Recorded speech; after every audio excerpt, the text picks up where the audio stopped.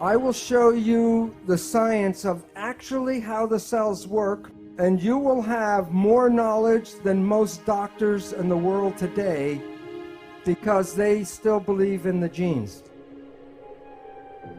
Every cell in your body has a minus voltage on the inside and positive voltage on the outside. Every cell, every live cell is a battery. Every cell has about 1.4 volts, not too much. 50 trillion cells in the body times 1.4 volts is 700 trillion volts of electricity in your body right now. And with training and meditation, you can focus this energy called chi, and you can use that energy for healing. With that much voltage, people can self-combust. Every function in your body is already present in every cell. So where you have an organ in your body, the cell has an organelle, which means miniature organ. So the textbooks talk about the nucleus is equal to the brain. The nucleus is not the brain, the nucleus is the gonad. The nucleus does not control the cell. The nucleus is reproduction of the parts. So if you are dead and you still have your protein body, what's missing? The signal. So when a signal binds to a protein, what happens to the protein? It moves. It makes behavior. If you are healthy, your behavior is good. But if you have a dis-ease, the behavior is not right. What can cause disease? There's only two things. Either the protein is bad or the signal is bad. People with bad proteins got them from birth defects, because if you were born with defective genes and the genes make the protein, then the protein is defective. But less than 5% of the population has birth defects. That means 95% of the people should have a healthy, happy existence. But if you were one of the healthy people and now you are sick, what would cause the problem? There are only 3 ways to mess up the signal. 1, trauma. So if I fall off the stage and wrench my back, the signal is interfered with. Number 2, toxins. If the chemistry is not good inside the body, the signal cannot be passed through bad chemicals. Both of these interfere with the propagation of the signal. But the third one is thought, the mind. There's nothing wrong with the body. It's just sending the wrong signal at the wrong time. So if you change your thought and your mind, you can change the biology.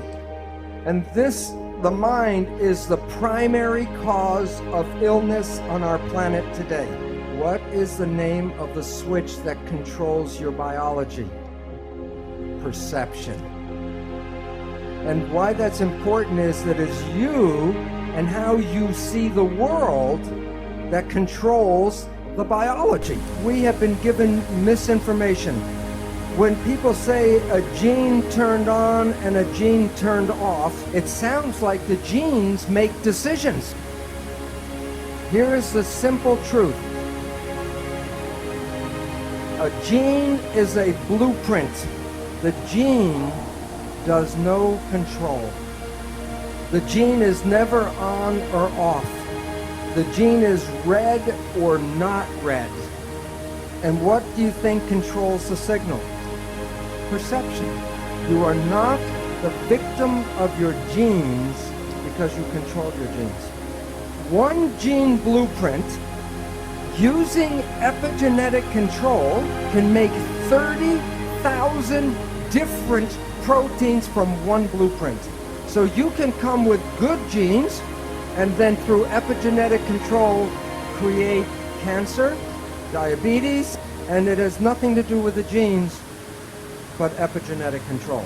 It returns responsibility for your health to you, and you are not the victim of your genes. Yet every day the media still tells you that genes control this and genes control that. And then people get nervous about what genes are in their family.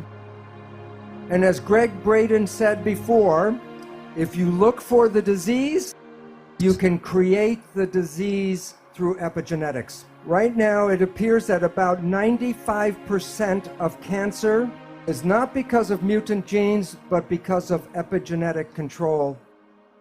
And it can be passed from parent to child like genes. But the difference is you can change your epigenetics at any time. If you change your perception, you change the reading of your genes. If someone tells you you're going to have a disease and you believe that, then you can create the disease. So when you look at yourself, you're not a single entity, but you are a community of 50 trillion cells. But it's important to understand the word community. Every cell is intelligent, but when they're in a community, they give up their personal intelligence and respond to the central voice. In that community, that a cell must follow what the central voice is. And if the central voice says to die, the cells will die. The central voice is the mind. There are signals from the environment, the internal and external environment. The brain, the function of the brain is to perceive the signals and then interpret those signals and then send the information to the cells to control the behavior and the genetics. So the function of the brain is perception, and from that creates the mind. Now, we have heard of something called the placebo effect, right?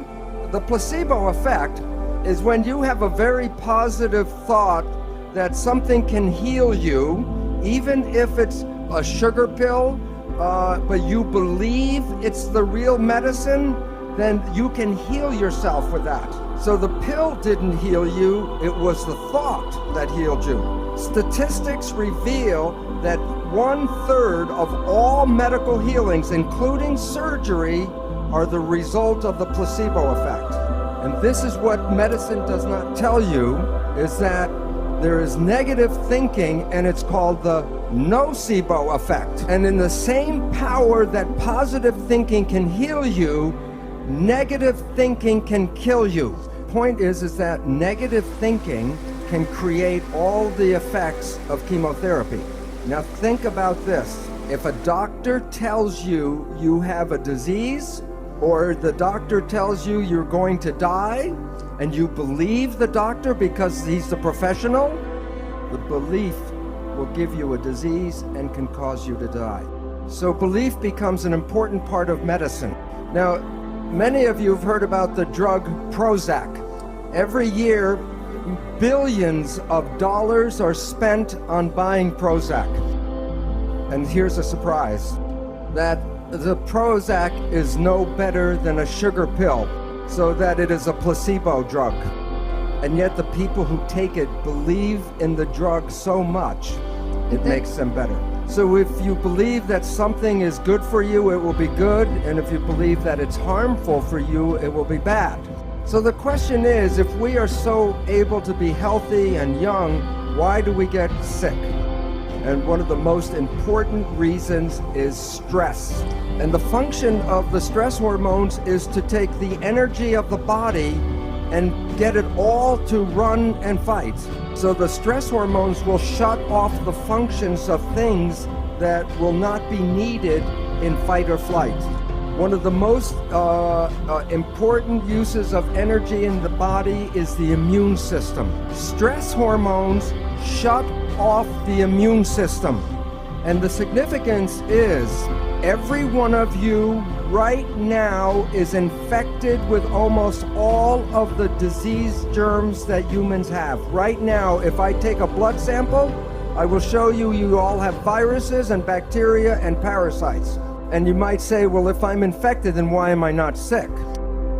Because if your immune system is working properly, it will suppress these parasites and germs.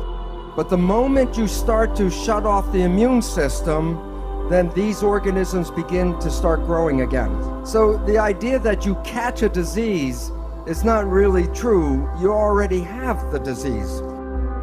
And the medical people call these germs and parasites opportunistic organisms.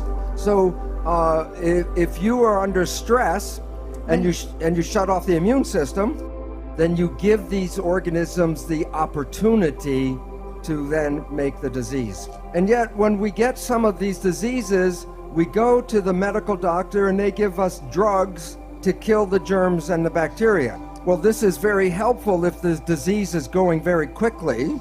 That was not the problem in the first place. The problem was stress that shut off the immune system. So to get healing is, okay, treat the disease, but also treat the stress.